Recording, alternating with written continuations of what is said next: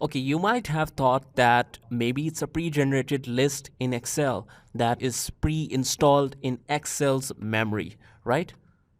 So let me tell you this, that your answer is absolutely right.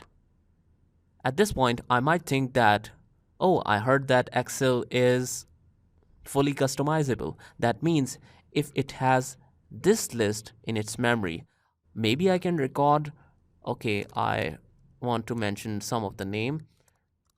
For example, Smith, Atul, Saad, Omer.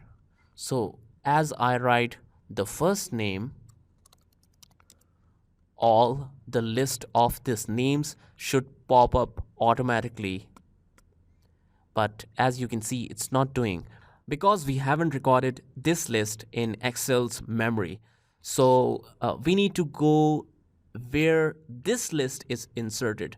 So we can go in File Options, and we are in Excel 2013, and 2013 and 10 have quite a similar options. So we will go in Options, and you can also go in Advanced. So we have a lot of options in this area, but we will go step by step. Means as we need something, we will discuss just at that point. Okay.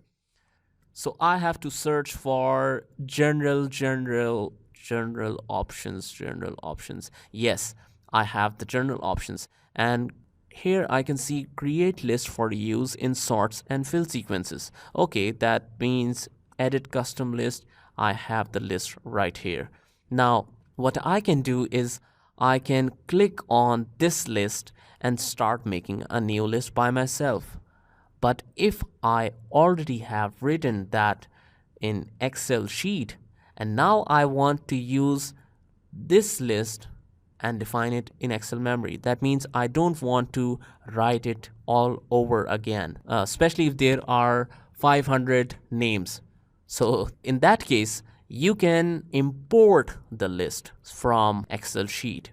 What I can do is I will just delete this import list from cells, and then you have to open the list in the background and just go, the cursor should be here, and then just go in the background and select the list, and there you have J2 till J6. So we use little colon sign for this, and just ignore the dollar sign for a while as we will discuss it later. Okay, so import, and there we have the list. So as we try to write it now, we can see we have the list. So now that this list have been recorded in Excel's memory, it will even work when you open a complete new workbook in Excel. So that's about it. This is how you can insert the custom list.